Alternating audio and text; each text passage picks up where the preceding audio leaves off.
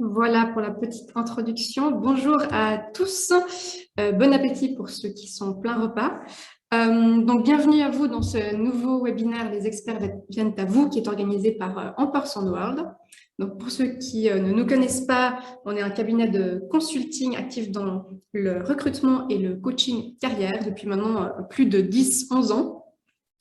Donc aujourd'hui, on va se concentrer sur le marché des matières premières, mais surtout son aspect un peu plus innovant avec la digitalisation qui s'est fait sentir depuis maintenant un petit peu plus de 2 ans, surtout depuis l'arrivée du Covid. Donc aujourd'hui, on aura Arnaud Loriot avec nous, qui est CEO et fondateur de Deepcore, qui va nous parler un petit peu de son parcours déjà, et puis de la digitalisation justement dans les marchés des matières premières, ce qu'il perçoit, les tendances actuelles, peut-être futures aussi. Donc, on va parler de tout ça avec lui aujourd'hui. Et puis, je vous rappelle, juste avant qu'on commence, que vous pouvez évidemment poser vos questions tout au long du webinaire. On y répondra soit pendant la discussion, soit à la fin. Mais en tout cas, n'hésitez pas, c'est l'occasion pour les poser. Donc voilà, donc on va accueillir Arnaud. Peut-être avant de commencer, je vais te laisser te présenter en quelques mots à tous Oui, ceux qui sont là avec nous. bonjour à tous, bonjour Fanny. Donc merci beaucoup pour cette invitation. Ça fait quelques années qu'on collabore pas mal ensemble. Je suis très content de la direction que ça prend. Je vais essayer de faire très court. J'ai commencé dans le milieu très bancaire, les taux d'intérêt, les taux de change, donc vraiment loin du sucre et du soja dans lequel on opère aujourd'hui avec Deepcore. Donc j'étais le stéréotype du jeune d'école de commerce qui veut aller dans la finance. Donc j'ai commencé sur les desks, c'était assez austère, des chiffres partout, puis il n'y avait rien de palpable. Très rapidement, j'ai compris que c'était pas pour moi, qu'il n'y avait pas assez d'interaction sociale et surtout ce côté palpable. Qu'est-ce qu'on traite vraiment, où ça va? Donc je suis passé vraiment un virage à 90 degrés et j'ai commencé à faire du courtage de sucre physique sur les marchés internationaux.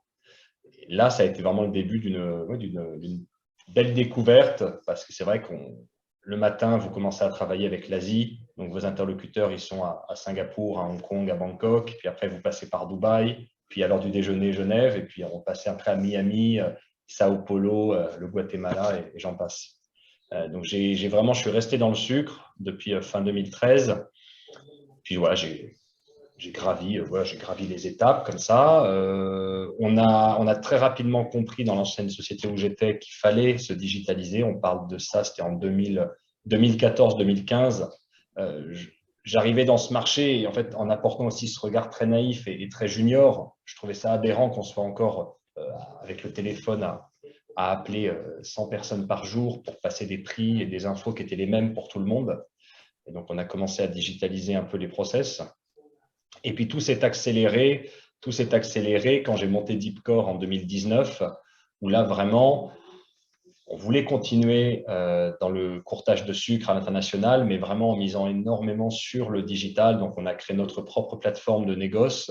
On parle souvent d'ubérisation, j'aime pas trop ce terme-là, mais on va l'utiliser grossièrement. On a un peu ubérisé les process de je veux acheter, je veux vendre, et on a rendu ça le plus rapide possible dans un monde où on dit toujours le temps c'est de l'argent, il faut qu'il y ait le moins de friction entre l'acheteur et le vendeur. Donc on a essayé de créer des outils pour que ce soit le plus facile et le plus clair possible, autant pour les traders que pour les brokers, parce que l'idée c'était de recruter des talents à travers le monde qui venaient pourquoi pas de maisons un peu anciennes de courtage et leur dire si vous venez chez nous, vous aurez des conditions de travail qui seront bien meilleures parce que vous aurez un outil qui va rendre vos conditions de travail bien meilleures. Vous allez passer moins de temps à faire ci, moins de temps à faire ça, vous allez optimiser vos actions, tel un robot qui vous aiderait. Donc, on a vachement poussé dans ce sens-là. Grâce à Ampersand, on a lancé en décembre 2020, notre premier bureau à l'étranger, au Brésil, pour faire la même chose, verticaliser dans le soja. Donc, on a pu trouver un premier partenaire soja à Sao Paulo et on a mis le doigt dans un engrenage, dans un marché qui est à peu près 100 fois plus gros que le sucre.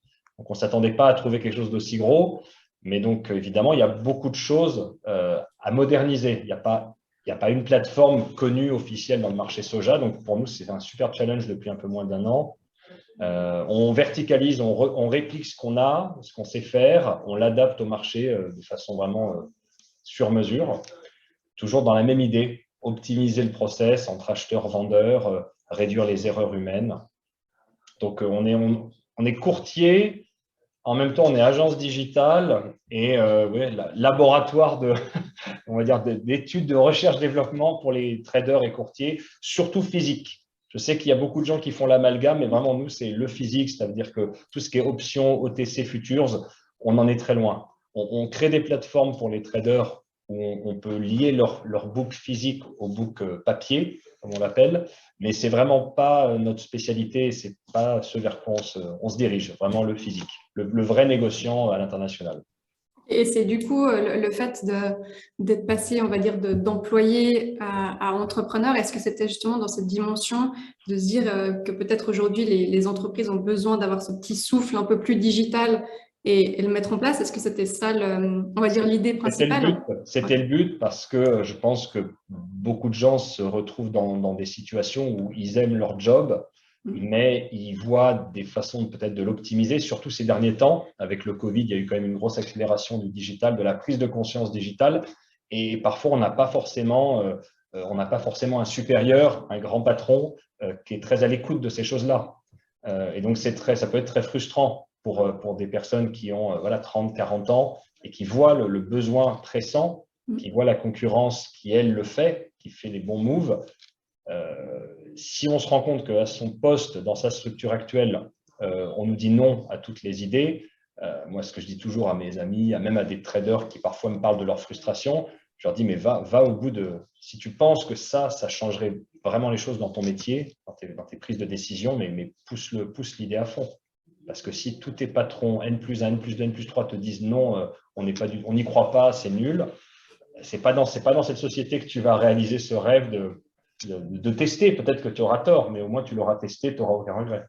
Oui, puis finalement, je pense que ce côté, comme tu disais, le côté des employés un peu plus juniors, entre guillemets, qui arrivent aussi avec ce côté beaucoup plus digital qui est un peu plus inné aussi. Finalement, la phase Covid dans laquelle on vit a fait peut-être prendre conscience à des managers, à des patrons, que en fait, c'était pas juste une lubie un peu comme ça, que c'était vraiment Complètement. nécessaire et que ça… Complètement, ça a aidé finalement cette Ouais. évolution. Hein. Cette crise, elle a vraiment aidé. C'est le nombre d'applications que la plupart des professionnels dans le monde ne connaissaient même pas le nom. Par exemple, Zoom, je vais être honnête avec vous, avant le Covid, je ne connaissais pas Zoom. Je ne savais même pas ce qu'était Zoom. Je pense que je faisais un conf call par mois maximum avant le Covid. Et puis le Covid est arrivé et on est arrivé à 3, 4, 5, 6, 7. Puis on a fait des recrutements avec vous en personne, en conf call. C'est ça aussi, Ouais. on a recruté des gens sans jamais les avoir rencontrés. Ça, c'est quelque chose que j'aurais jamais pensé avant le Covid. Je me disais, c'est absurde. Oui, Si ça je- paraît assez fou de se dire qu'on les Ah, voyait c'est pas. ça qu'il faut préciser, c'est que la personne qu'on a recrutée avec vous au Brésil, on ne s'était jamais rencontré. Tout a été fait en conf call. Il y en a eu pas mal de conf call. Il y a eu beaucoup, on a fait passer des petits tests un peu de personnalité, mais tout s'est fait en ligne. Et aujourd'hui, on communique avec les différents bureaux par des applis telles Slack, ce genre de choses. On gère nos to-do list avec Basecamp, qui est une application absolument incroyable.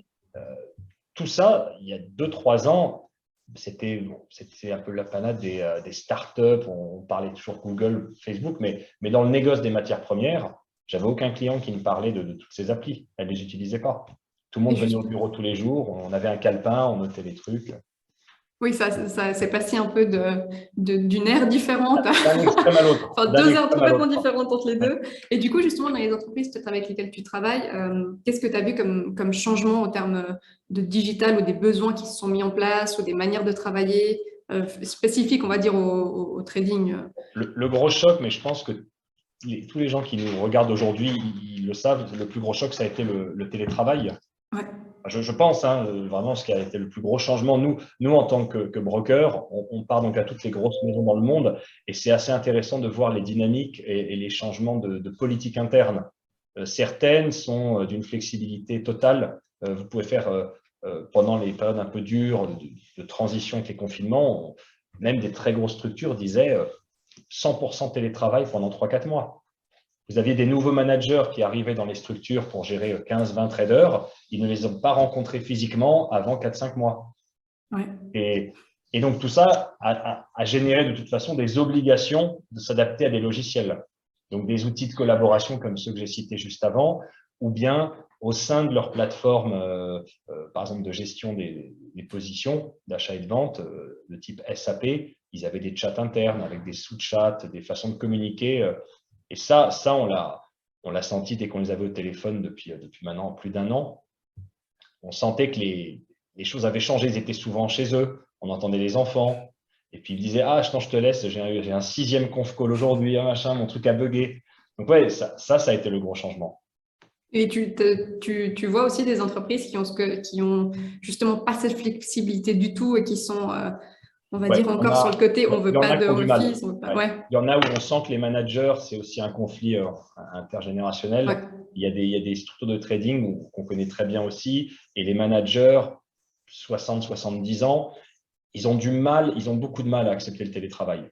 Alors, ils l'acceptent parce qu'ils n'ont pas trop le choix, mais ils mettent des règles qui sont parfois d'ailleurs étranges, mais pour, je ne sais pas pourquoi, pour éviter finalement que parfois un jeudi, vendredi en télétravail ne se transforme en grand week-end à Biarritz.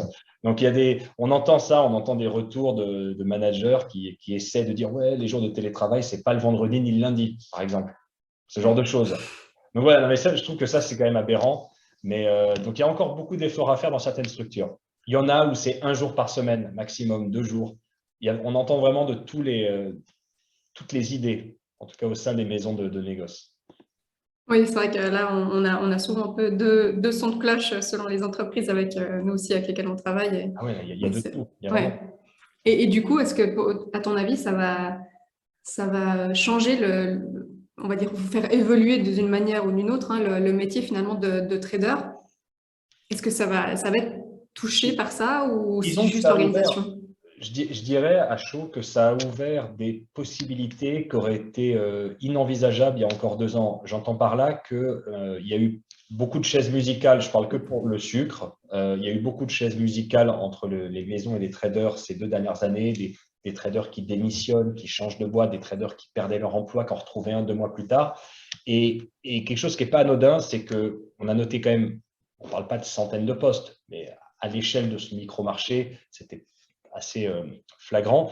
Il y a de plus en plus de traders qui ont réussi à trouver des jobs. On leur demandait de venir à l'autre bout de l'Europe, on leur demandait de venir dans un autre continent. Et ils ont réussi à persuader le management, je veux le job, mais je vais rester chez moi à Genève. Ou alors, je veux le job, mais je veux bosser de chez moi à Londres. Et faire un commute tous les 3 semaines. Et ça c'est accepté maintenant par des maisons qui ont cherché longtemps d'ailleurs, des maisons qui nous demandaient parfois des conseils. Est-ce que tu connais un tel? Je dis ouais, mais personne ne bougera. Aujourd'hui, les gens, ils ne veulent pas traverser l'Europe, faire déménager toute la famille, alors que tu peux faire de la visioconférence toute la journée. Ça a beaucoup changé aussi. Oui, et puis finalement, on se rend compte, en tout cas, je ne sais pas dans le milieu du trading, mais que finalement, ça marche. Ça marche, Ça exactement. n'impacte pas Les négativement. chiffres sont là. Donc dans la plupart des maisons, le PNL était là depuis 2 ans. En tout cas, il n'était pas moins bien qu'avant. Donc, finalement, ça marche. Mais bon, si les managers ne sont pas rassurés, ne se sentent pas à l'aise, c'est aussi à eux peut-être de faire l'effort, la transition. Voilà, oui, ça, je pense qu'il y a des sujets, on va dire, internes aux entreprises qui vont être abordés et qui vont influencer aussi en termes de recrutement. Hein, justement, quand on dit aujourd'hui, il y en a qui veulent plus bouger, etc., ben, ça va limiter aussi certaines entreprises peut-être pour recruter ou pour travailler avec d'autres entreprises sur le long terme. Du coup, vu qu'on parle un petit peu des outils digitaux, de ce qui se met en place, peut-être que tu pourrais nous parler un peu plus de Deepcore, exactement ce que tu fais, quelles sont les tendances qui se profilent, qu'est-ce qui se met en place, expliquer un petit peu tout Alors, ça. à la base, on avait créé un outil, comme j'expliquais au début, juste pour nous. On avait créé une plateforme pour acheter et vendre du sucre, donc vraiment rien de très révolutionnaire. Et puis, on l'a peaufiné pendant quelques années. Et on s'est rendu compte qu'en fait, cette plateforme pouvait être aussi bénéfique pour plein d'autres domaines des commodities. Donc, on s'est dit, on a regardé un peu ce qui se faisait dans le monde en termes d'agences de développement spécialisées dans les commodities. Il n'y en avait pas beaucoup. Il y avait des géants de l'informatique comme SAP que j'avais mentionné plus tôt. Mais pour une entreprise de taille intermédiaire, SAP n'était absolument pas ce qu'il leur fallait. Donc, on a commencé en parallèle du courtage, comme je disais tout à l'heure, à devenir une espèce d'agence digitale à destination de nos clients. Ou des amis de nos clients, plutôt par bouche à oreille, des maisons qui cherchaient des plateformes, qui cherchaient des outils pour leur process interne et qui ne trouvaient pas chaussures à leurs pieds dans le marché aujourd'hui. Soit vous alliez dans une entreprise qui vous disait ah bah, pour nous, on vous donne notre logiciel qu'on a fait pour nous, pour le café, le sucre, le cacao, voilà, c'est générique, c'est 200 000 $ de licence et après c'est 200 000 $ par an, voilà. Mais vous ne possédez pas l'asset. Donc, il y avait ce genre de business model. Et on a voulu prendre le contre-pied, faire du 100% sur mesure. Donc, on a différentes plateformes qu'on a créées jusqu'à présent. On les montre à nos clients ou prospects. Et sur cette base-là, on va dire, ils font un puzzle. Ils nous disent, nous, on veut exactement ça, ça et ça. Donc, on peut reprendre ce que vous avez fait pour le sucre, mais ça, on ne veut pas. On peut reprendre ce que vous avez fait pour le soja, mais ça, on ne veut pas. Et on leur crée un outil complètement sur mesure qui leur appartient. Donc ça, c'est la partie que les responsables financiers et comptables aiment dans les trading houses, c'est qu'on leur dit, ce qu'on vous crée, c'est un asset pour votre entreprise et ce n'est plus une charge, comme ce que vous auriez eu par un abonnement assez onéreux chaque année. Donc voilà l'une des principales branches de la société aujourd'hui en parallèle du courtage. Donc, ça s'adresse finalement en fait à toutes les industries dans le milieu des Dans le matières milieu premières, du du trading. négoce, Ouais. dans le milieu du négoce, tout à fait. Et du coup, aujourd'hui, c'est avec quel peut-être pays est-ce que tu travailles le plus, qui utilise le plus ce type d'outils? L'Europe et le Brésil. Bah, le Ok. Brésil, évidemment, c'est gigantesque. Il y a beaucoup de maisons de négoce, que ce soit sucre, café, soja, maïs. Mais on avait commencé vraiment par Genève. Genève et puis Paris où nous sommes, parce qu'on s'était dit, comme on est quand même une jeune structure, autant commencer avec des gens qui sont proches de nous, qu'on peut rencontrer, qu'on peut voir, qu'on peut voyager. On prend l'avion, on vient à Genève rapidement. Donc, on a commencé par ces zones-là. Je pense pas. On a une structure à Dubaï, mais qui a également une petite antenne à Paris. Donc, on les voit quand même régulièrement. Mais ça reste une société dubaïote. Et du coup, la solution que tu offres avec Deepcore, justement, pour tous les traders qui vont l'utiliser, ça va être quoi les avantages de ce produit par rapport à s'ils ne l'ont pas, on va dire? Alors, aujourd'hui, il y a beaucoup de sociétés, soit elles ont une plateforme générique qui ne convient pas en fait aux besoins des traders. Et nous, on collecte beaucoup de feedback dans le marché et on entend souvent les gens se plaindre des grosses mastodontes génériques dont elles payent un abonnement chaque année. Ou alors, l'autre possibilité, ce sont des structures qui n'ont aucun système digital, qui fonctionnent beaucoup sur Excel, qui échangent leur SND par Dropbox. Enfin, vraiment, c'était révolutionnaire il y a 10 ans, 15 ans, mais c'est vrai qu'aujourd'hui, il faut vraiment tourner. Et il y a énormément de sociétés comme ça, énormément, qui sont encore à mettre. Alors, on a acheté 25 000 tonnes à tel prix sur un Excel. Alors, ils ont leur Excel avec tous les achats, toutes les ventes, mais après, il faut croiser les Excel. Ah, il y a un Excel qui est cassé. Bon. Là, c'est vrai que ce qu'on leur propose, en fait, c'est de transposer ce qu'ils ont dans tous leurs Excel dans un système où tout est automatisé et où vos achats, vos ventes sont croisés, on vous donne la position nette. Si vous voulez n'importe quoi, si vous voulez que la comptabilité, la finance ait directement un reçu tous les jours du mark-to-market, on peut le créer. Vous voulez que vos positions Forex soient automatiquement connectées, on peut le faire aussi. Vraiment, c'est du sur-mesure. Ok. Et tu as l'impression est-ce que tu as l'impression que les traders sont prêts pour cette, on va dire, cette ère de la digitalisation ou c'est encore un petit peu au début? Ah non, ils le Ils sont prêts? ils le sont et on a justement, je parlais des frustrations tout à l'heure, on a Ouais. beaucoup de clients, traders qui aiment ce qu'on a créé et qui aimeraient avoir des outils comme ça chez eux et pour diverses raisons, bah, pour l'instant, c'est pas validé en interne. Ok. Évidemment que nous, voilà, l'idée, la synergie, c'était on parle à toutes ces maisons tous les jours, on a une porte d'entrée pour leur proposer aussi autre chose que du courtage. Donc, c'était Ouais. l'idée. Ça marche bien, mais c'est vrai qu'on se heurte. On se heurte souvent à des résistances internes, soit par un manager qui ne voit pas l'intérêt, il ne se rend pas compte qu'investir temps, c'est vraiment nécessaire aujourd'hui, donc ça prend du temps. Soit il y a d'autres structures un peu mastodontes qui sont déjà implantées. Voilà les principaux freins qu'on voit aujourd'hui dans notre expansion. Ouais, au fil des mois et années qui arrivent, je pense que tout ça va bien changer. Vu l'accélération qu'on a eue déjà, juste ces 2 dernières années, Oui, je pense on est proche de nouvelles actions, en tout cas, on l'espère. on l'espère, oui. On l'espère. Et du coup, peut-être le côté digitalisation, est-ce que tu as vu des éléments négatifs, peut-être dans le travail au quotidien, ou est-ce que finalement on n'est que sur du positif dans tous les services que tu proposes, avec les entreprises, la gestion, la manière de travailler? Négatif. Bon, j'ai un biais, hein, j'ai un biais de toute façon positif, mais non, j'ai du mal à voir qu'est-ce qui pourrait être négatif. Alors, oui, on pourrait dire que si ça continue comme ça, il y aura de moins en moins d'interactions physiques, Ouais. voire comme ça. Euh, les conférences ont toujours lieu. Il y en a peut-être eu moins ces dernières années, mais il y a des grandes conférences, notamment pour le sucre ou les grains, ont été reprogrammées ces derniers mois. Donc, les gens continuent à se voir. Mais non, je vois pas pourquoi optimiser tous ces process hein, qui étaient archaïques, il faut le dire, peut avoir quelque chose de négatif pour le trader, pour le gestionnaire, quel qu'il soit. C'est vrai que le côté, je pense, tableau Excel fait grincer quelques dents encore. Enfin, Oui, oui, aujourd'hui, c'est vrai qu'on ça peut. existe Enfin, beaucoup. Ça existe beaucoup. ouais. Et vous seriez surpris des tailles des sociétés en termes de capitalisation euh, qui utilisent encore des Excel et qui s'échangent tout par Dropbox, ce qui représente des centaines de millions de dollars de positions. Voilà, sur Excel et Dropbox. Et puis peut-être, alors pour un autre sujet dont on avait parlé ensemble déjà, dans toute l'émergence de ces nouveaux outils, de la digitalisation, etc., tu me parlais aussi rapidement de tout ce qui était crypto-monnaie Oui, c'est en train dans d'arriver. l'industrie. Pareil, On n'aurait c'est pas en train forcément pensé tout d'arriver. de suite, mais Non, non, on y arrive ouais, aussi. les crypto-monnaies, pendant des années, quand on parlait aux gens crypto-monnaies, ils pensaient Bitcoin. Donc, Ouais. ils pensaient le jeune étudiant dans sa chambre qui spécule sur le Bitcoin, ou alors le trafiquant de drogue qui blanchit pour El Chapo au Mexique et en Bitcoin. Bon, ça commence à faire son chemin. Les gens comprennent que c'est beaucoup plus vaste que juste ce genre d'exemple, d'ailleurs, qui représente une minorité.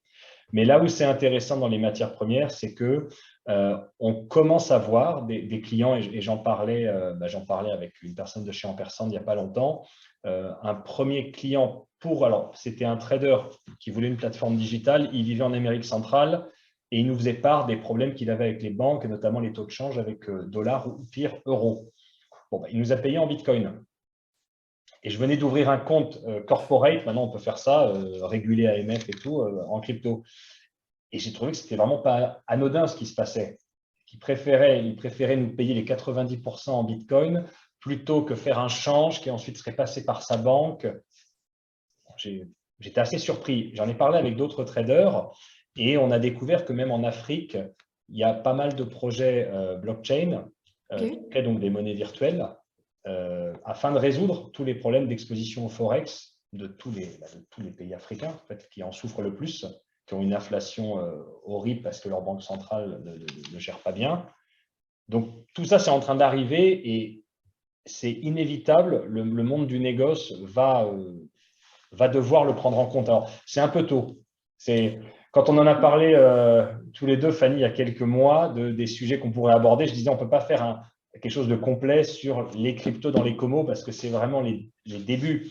Mais il y a des importateurs africains aujourd'hui qui ont des cryptos et qui préféraient payer en crypto plutôt qu'en dollars ou le franc CFA. On entend des gouvernements africains qui sont en train de passer des partenariats avec des énormes sociétés de blockchain pour remplacer les monnaies nationales par ce qu'on appelle des stablecoins à l'effigie de leur pays et que tout ça soit géré d'ici peut-être 5 ans, 10 ans sans banque centrale.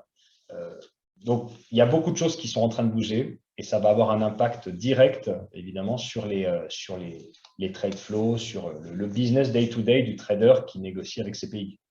C'est vrai que même si c'est encore un petit peu tôt, je trouve ça intéressant de voir que, enfin, toute cette évolution, en fait, finalement, tout ce qui est en train de se passer, les tendances qui sont en train d'émerger, et que finalement, on se rend compte aussi que, on parle de digital, autant de logiciels pour remplacer un tableau Excel, mais que finalement, enfin, c'est pas juste ça. Il y a un moment donné où toutes les entreprises vont devoir aussi s'ouvrir un peu plus à ce qui se Bien passe, sûr. à ce qui se passe autour. celles qui vont être fermées au logiciel, le Bitcoin, je pense que ça va être peut-être compliqué à accepter tout de suite. Oui, Mais, bien sûr. Surtout le Bitcoin, c'est une ou coupe de autre. l'océan, même si c'est plus connu. Mais ouais, donc on suit ça, nous, on suit ça de près parce que on adore, on trouve ça très intéressant. C'est intéressant de voir les entreprises, même dans le négoce. On a des clients qui maintenant, tout comme nous, au lieu de laisser leur dollar dormir à la banque à 0,01% voilà, de revenus, vous pouvez maintenant faire la diversification de trésorerie en crypto. Et on est un groupe, on a des chats WhatsApp de passionnés au sein du négoce de sucre, soja et tout. Et on diversifie nos trésoreries en crypto aujourd'hui. Donc, au lieu de laisser vos dollars dormir, vous pouvez, si vous êtes très conservateur, vous pouvez les convertir en ce que je disais en stablecoin, donc des cryptos en fait qui sont, comme leur nom l'indique, stables. Un stablecoin de tel nom vaut $1, ça ne bougera pas. Et ces stablecoins, vous les épargnez au sein des systèmes financiers de la crypto et ça vous rend du 5% annuel pour les placements les plus conservateurs. Donc ça, vous dites ça à un banquier, il va dire, mais c'est pas possible. D'ailleurs, j'en ai parlé à la BNP récemment, ils m'ont pris pour un fou. Mais je leur ai dit, non, c'est vraiment ce qui est en train de se passer et vous devriez vraiment regarder parce que votre livret d'épargne ou autre, aujourd'hui, avec un risque quasiment zéro, je peux également mettre du stablecoin à 5%. Et si je suis prêt à prendre du risque et à placer des cryptos un petit peu plus volatiles de ma trésorerie d'entreprise, vous avez des rendements qui vont jusqu'à 20% annuels.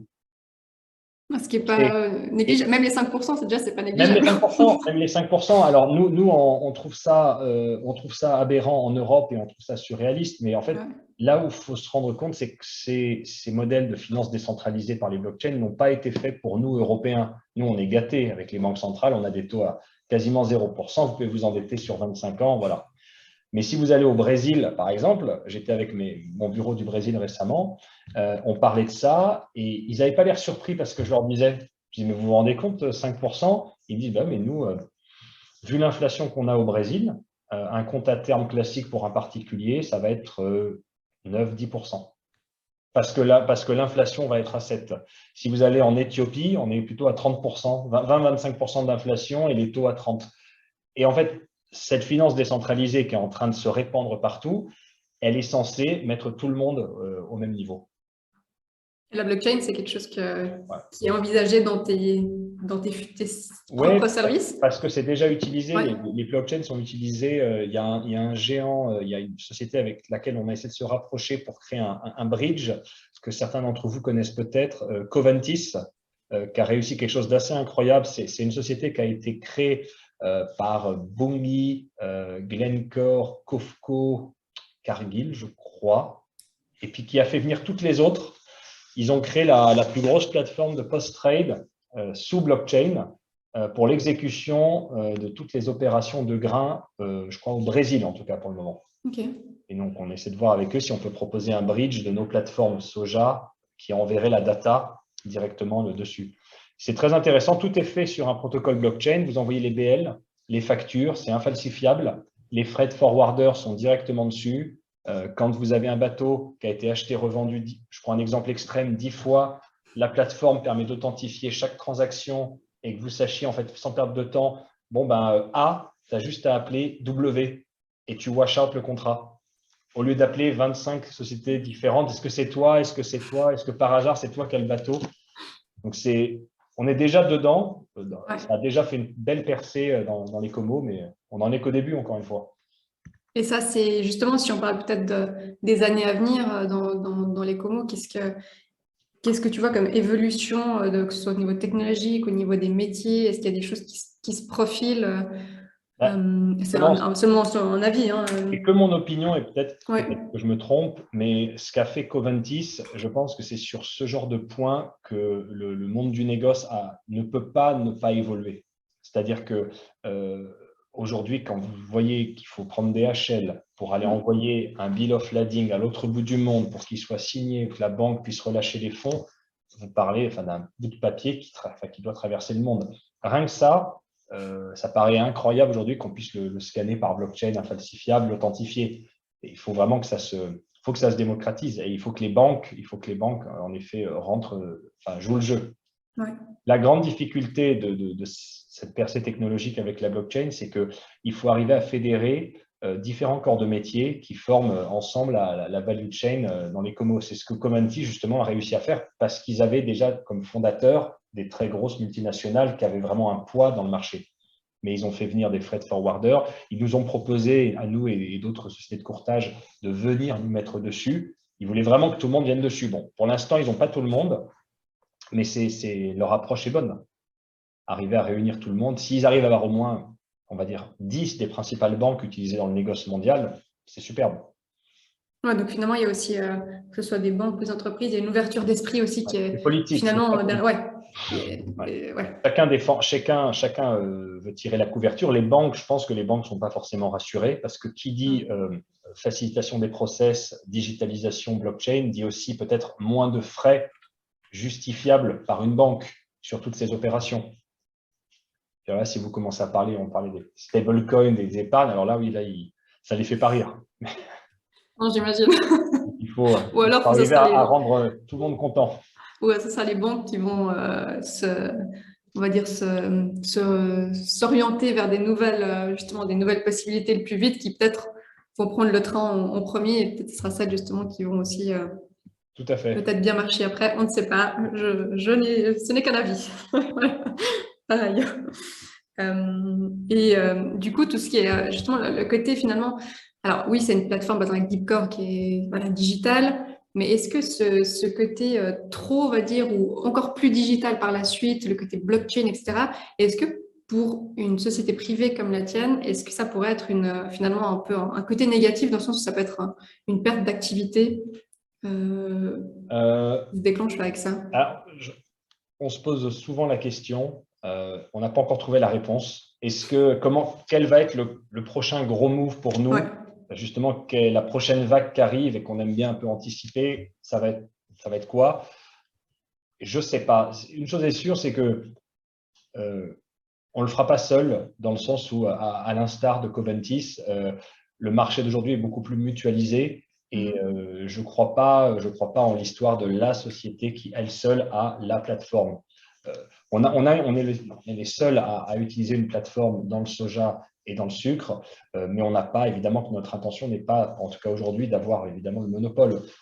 Notre idée, c'est plutôt de tester ces outils et de peu à peu faire venir des partenaires qui sont peut-être aujourd'hui concurrents, mais qui deviennent partenaires par la suite. Et justement, leur apporter la valeur ajoutée qu'on a créée pour rendre le marché meilleur, tout simplement. Ouais, donc les années à venir, ça va un petit peu décider toutes les actions qui vont être prises ou ce qui va se passer dans le monde. Du partenariat, je pense que ça passera, de toute façon, surtout pour la blockchain, c'est tellement gros et on s'adresse à tellement d'acteurs que vous devez être vraiment une sacrée équipe juste pour, on va dire, évangéliser l'idée. Et puis peut-être que si on… alors, j'ai juste une question par rapport au stablecoin qui a été posé. Comme ça, j'en profite tant qu'on est dans le sujet. Est-ce qu'il y a des plateformes ou des ressources en ligne que tu recommandes particulièrement? Pourquoi? Pour faire du staking, par exemple? J'imagine. Pour épargner, oui, pardon, pour épargner. Alors, vous avez les plateformes les plus connues, il n'y a pas de secret.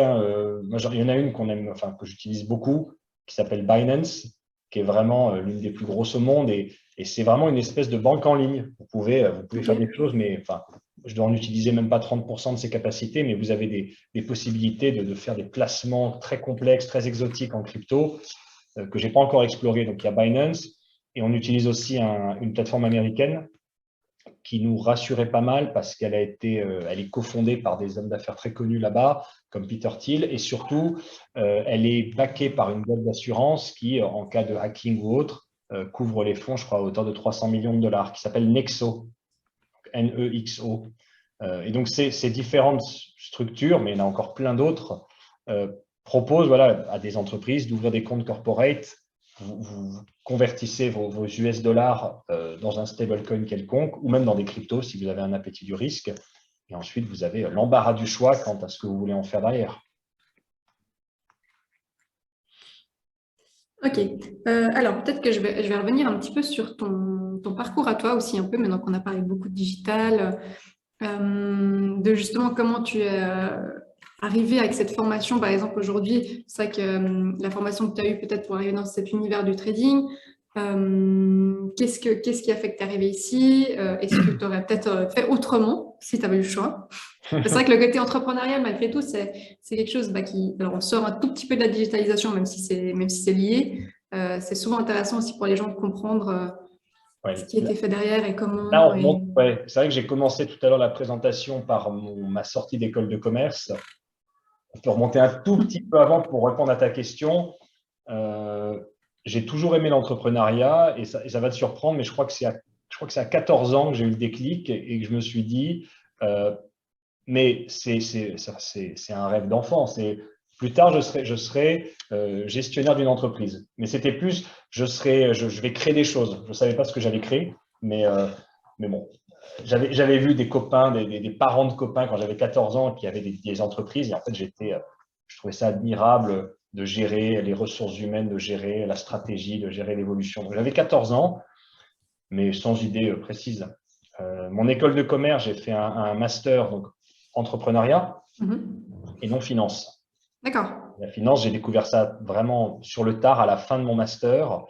Et vraiment, vraiment sur le tard, j'ai appris beaucoup seul. J'ai lu, j'ai acheté tous les bouquins, en fait, des masters et tout que je lisais chez moi.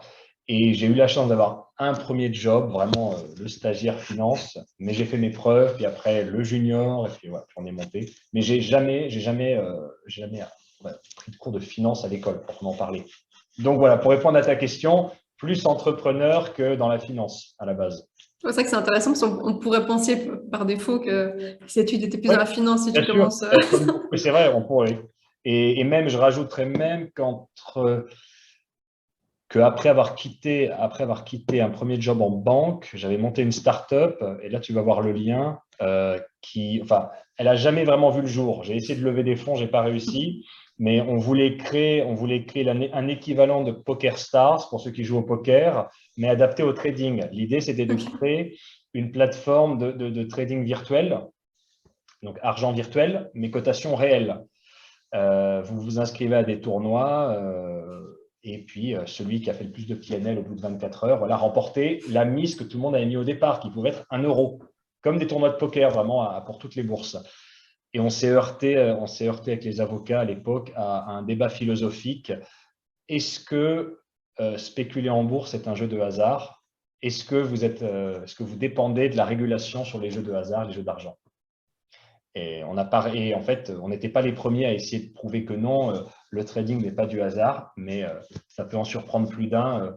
L'avocat nous a déconseillé de rentrer dans cet argument-là parce qu'il y en a qui, ça fait 10 ans qu'ils étaient dessus. Ah oui. Bah oui, on connaît tous les expériences des scientifiques qui ont pris une fille de 6 ans, un singe et un trader expérimenté qui leur donnent chacun achat-vente. Et on découvre que c'est la fille de 6 ans suivie du singe et après du gestionnaire de fonds qui font la meilleure performance. Donc ça n'allait pas dans notre sens, ce genre d'expérience scientifique. J'imagine. Donc Et voilà, du…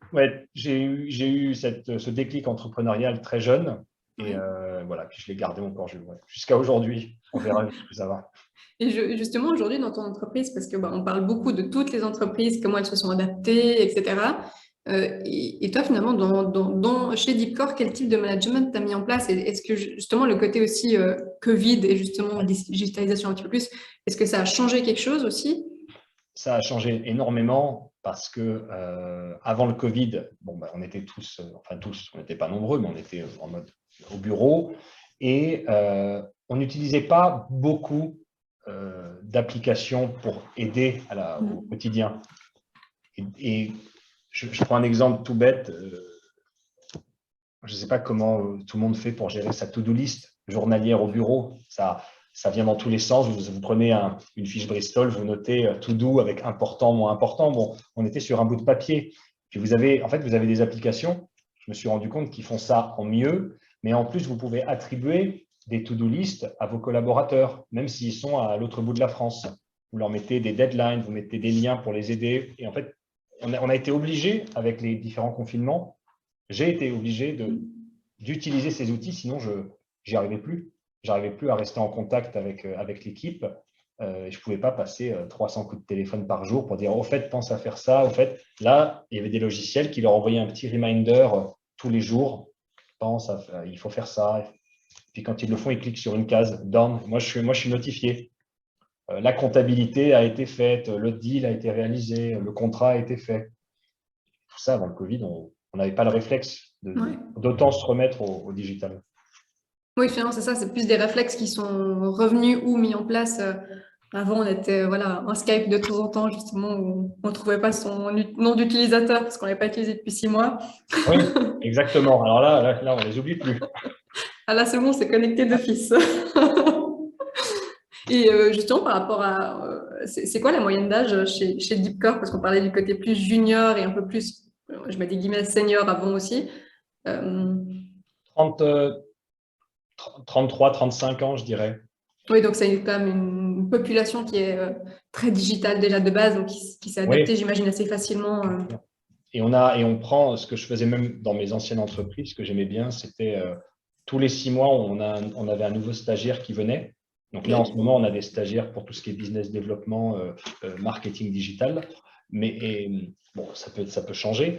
Mais ce qui est hyper intéressant, et je recommande toujours à d'autres amis entrepreneurs de donner une chance aux stagiaires, outre le fait qu'ils peuvent aider et que ce ne soit pas trop onéreux, c'est qu'ils apportent des idées fraîches. Vous avez à chaque fois une jeune génération, toujours plus jeune chaque année, quelqu'un qui arrive dans votre société et qui a appris des choses, qui connaît des choses, qui utilise des applications dont vous n'avez jamais entendu parler. C'est pour ça qu'à chaque fois, ça les surprend, mais ils arrivent chez Deepcore et je leur dis, il ne faut surtout pas que tu aies peur de me dire que je me trompe, que j'ai tort. Il ne faut surtout pas que tu aies peur de proposer une nouvelle techno, un nouveau truc, parce que si ça se trouve, moi, je suis complètement à côté de la plaque. Et j'essaie vraiment de leur dire, mais dis-moi que j'ai tort, dis-moi, ça, tu le fais pas bien. Comment tu fais, je sais pas, ah bon, sur Word, tu fais encore copie, clic, truc, et tu sais qu'aujourd'hui, tu fais juste ça et ça le fait en 2 secondes. Mais si vous ne suscitez pas cette proposition d'aide de la part de vos jeunes générations, finalement, vous ne l'apprenez jamais. Oui, ça permet de rester un petit peu dans les C'est hyper tendances. intéressant. J'ai toujours adoré apprendre les stagiaires. Parce qu'ils arrivent de leur école de commerce ou autre, et ils connaissent des trucs, vous dites, incroyable. Et le fait aussi peut-être des fois de ne pas avoir été formaté par d'autres entreprises avant, finalement, ça leur laisse une liberté de penser sur des choses qui sont, alors pas toujours, qu'on ne peut pas forcément toujours mettre en place telles quelles, mais qui permettent justement de se dire, ah bah ça, c'est peut-être intéressant. C'est vrai que le côté stagiaire, je pense que aujourd'hui, malgré tout, c'est presque, alors, je dis pas vital pour une entreprise non plus, mais c'est important. C'est important. Ça fait vivre aussi l'équipe. Et puis, ouais, comme je disais, ça apporte une touche vraiment une personne qui apporte de la nouveauté, qui ne vient pas du tout du même milieu. D'ailleurs, quand ils arrivent, négoce de sucre, soja, il y a quand même une petite période d'adaptation. Mais c'est bien. Ils ont un regard complètement neuf sur votre entreprise et ce que vous faites. Mais ça, c'est vrai que ça va aussi pour les entreprises finalement qui sont ouvertes au côté innovation, au côté de nouvelles idées, où il n'y a pas une hiérarchie qui est des fois trop importante peut-être. C'est ça. Mais c'est vrai que c'est intéressant. Et du coup, aujourd'hui, en termes de marché purement, comment se porte le marché du sucre, soja? Est-ce qu'il y a des choses qui changent aussi? Parce que on entend aussi peut-être beaucoup de côté sustainable, tout ça. Est-ce que ça a un impact aujourd'hui? Alors, nous, sur nos marchés, on agit sur des marchés un peu particuliers. Comment dire? On ne travaille pas avec les producteurs, ou très très peu, et on ne travaille pas avec les destinations, les importateurs, ou très peu. J'entends par là, on ne va pas parler avec Coca-Cola ou Danone. Ça, c'est nos clients qui leur parlent. Donc, nous, on est vraiment ce qu'on appelle des brokers d'intertrade. Ça surprend beaucoup parfois pour les gens qui ne connaissent pas, mais ça va être un Dreyfus qui va revendre une position qu'il a à Cargill. Cargill qui va la revendre à Bunge. Bunge qui va la revendre à Glencore. On va pas faire je pourrais passer 1 heure et expliquer pourquoi ils font ça, et voilà. Mais donc nous, on est là-dessus. C'est un marché qui parfois est décorrélé des fondamentaux. C'est pour ça que ça va être difficile pour moi de répondre de façon claire, nette, précise. Qu'est-ce qui se passe dans le sucre aujourd'hui? Parce qu'on est vraiment sur ce microcosme de l'intertrade. Ce qu'on voit, c'est que comme toutes les matières premières, avec ce qui s'est passé depuis 2 ans, les marchés, je dis bien les marchés parce que le soja, c'est pareil, a été en pleine mutation. Les trade flows ont vachement changé par endroits. Il y a eu tous ces problèmes de fret qui affecte en fait tous les produits de consommation qu'on achète et qui viennent de l'autre bout du monde. Donc ça, il n'y a pas que dans le supermarché ou à la station essence qu'il y a une inflation. Tous les pays du monde, notamment je parle que du sucre, Ouais. ils s'en plaignent, ils le subissent. Les taux de fret, toutes ces choses-là ont explosé ces derniers 6 mois. Ça se ressent sur l'achat d'un container. Vous achetez un container il y a 1 an de sucre. Aujourd'hui, vous voulez acheter le même. Je dis une bêtise, mais il va coûter 2 fois plus cher. Il va falloir expliquer à votre importateur pourquoi est-ce qu'il coûte 2 fois plus cher. Ah ben oui, parce que il y a les congestions, il n'y a plus assez de containers, et puis il y a le Covid, et puis voilà. Donc, tout ça, tout le marché y fait face. Et 2021, ça a été une année très, très techniquement compliquée pour nos clients. Et donc, indirectement, un peu pour nous sur la partie courtage sucre. Très challenging parce que toutes les cartes ont été rabattues et il fallait trouver des nouvelles idées pour justement trader, faire des belles opérations. Ah, dans le négatif, finalement, il y a le positif de se dire, bon, on Ah bah, évolue, on cherche quand des on est nouvelles choses. obligé, quand on est poussé, voilà, il faut tout rechanger, il Ouais, faut changer son fusil d'épaule. exactement. Et du coup, j'ai une question par rapport à la numérisation, justement. Pourquoi est-ce que la France, elle figure parmi les pays européens les moins avancés dans ce domaine-là? Je l'entends souvent. Je l'entends C'est le souvent. cas ou... Non, mais en fait, je l'entends souvent par plein de personnes. On va dire à plus grande échelle. On parle souvent des montants qui ont été levés par les startups. Il y a des indices Ouais. où chaque semaine, chaque mois, on dit ce mois-ci, incroyable, la France a levé 800 millions d'euros pour l'écosystème startup. Et en fait, aux États-Unis ou ailleurs, on entend 1,5 milliard, 2 milliards. La France, ouais, la France a toujours été en retard, mais parce que c'est aussi, je pense qu'il y a un problème culturel. En France, c'est un peu, je pense qu'on aura beaucoup de mal à concurrencer les États-Unis. Depuis des décennies, les États-Unis, la mentalité est différente. Vous avez un échec entrepreneurial aux États-Unis, c'est presque, vous avez intérêt à le mettre sur votre CV. Vous avez intérêt à dire, j'ai eu cette idée, j'ai levé 50 millions de dollars, et puis 4 ans plus tard, il s'est passé ça, je l'ai revendu pour 10 millions de dollars, c'était un échec. Mais voilà. Mais aux États-Unis, ça va être vu comme waouh, quel entrepreneur, il l'a tenté. Bon, bah, tenez, encore 200 millions de dollars, montrez-nous autre chose. En France, on a peur de l'échec. Donc, évidemment, tout ce qui va être tech, digital, innovation, on va être un petit peu plus frileux. Je dis ça, mais depuis les 5 dernières années, avec le changement de gouvernance, on a eu quand même la BPI qui a été très, très active, qui veut justement redorer son blason. Donc, on est en retard, mais je tempérerai en disant que on remonte quand même pas mal la pente. On a quand même des belles licornes, comme on parle souvent, Ouais. qui sont apparues en France.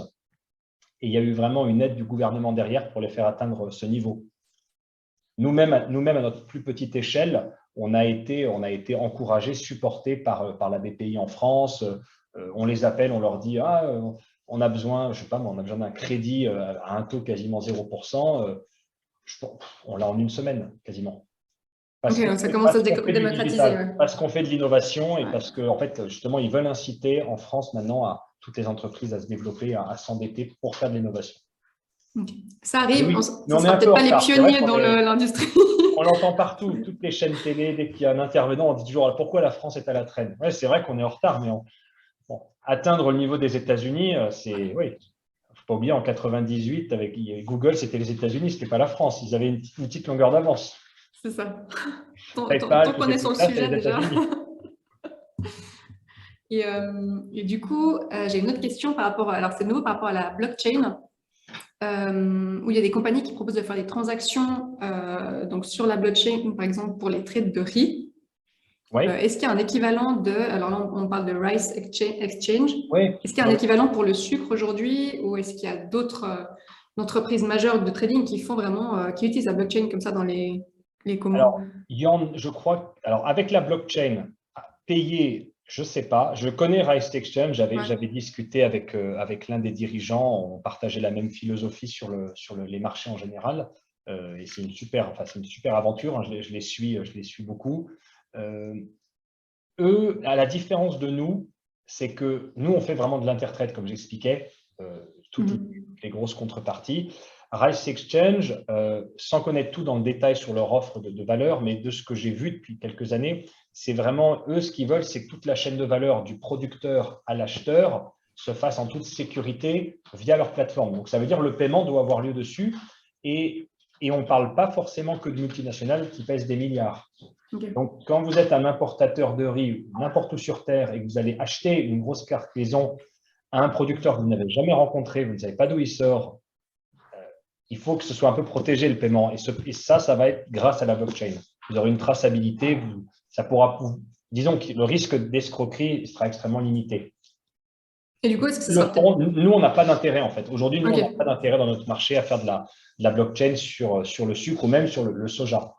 C'est vraiment le principe de la blockchain, c'est comme on dit souvent, on le compare à un livre de compte infalsifiable. Donc, quand vous mettez en connexion un acheteur, un vendeur à l'autre bout du monde qui ne se connaissent pas, vous devez utiliser un protocole pour qu'ils puissent procéder à leurs transactions sans qu'il y ait une arnaque, sans qu'il y ait un pirate qui vienne s'immiscer au milieu comme on voit sur Internet aujourd'hui, ou sans que l'acheteur prenne l'identité de quelqu'un d'autre.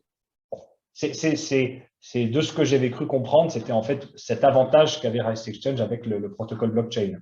C'est que tous les acheteurs sont approuvés, personne ne peut se faire passer pour eux, et idem pour le côté vendeur. Ok, merci.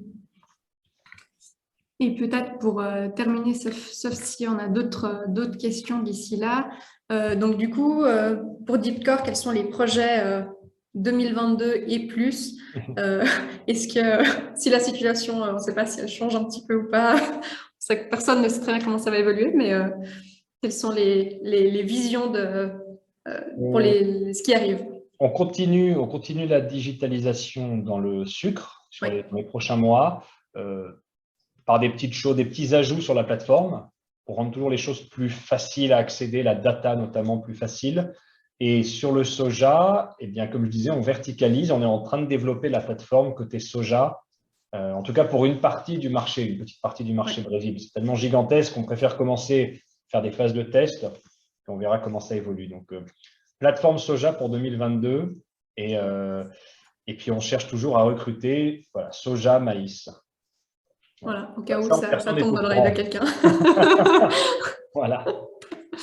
Okay. Et n'importe où sur Terre. Voilà. N'importe où sur Terre. Via Zoom.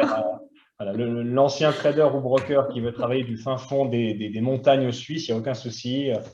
Fin fond de la Chine, c'est possible aussi. Voilà les projets. Super.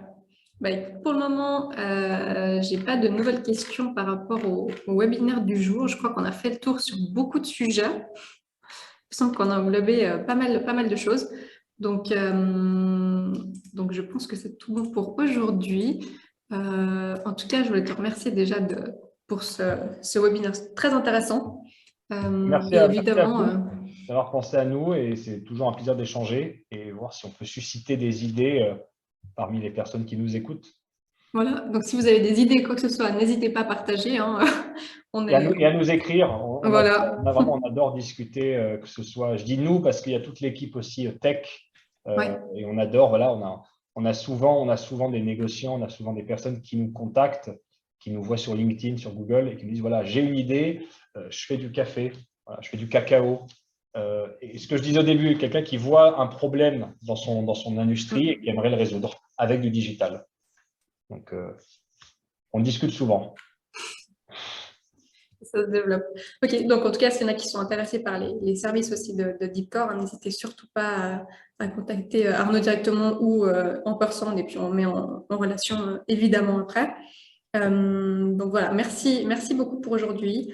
C'était l'avant-dernier webinaire, il nous en reste un pour la fin d'année, qui sera donc le 14 décembre. Pour ceux qui ça intéresse, on va continuer sur la sécurité des transactions avec un webinaire sur l'inspection, voir un petit peu en quoi ça consiste et en quoi c'est important pour les traders aujourd'hui.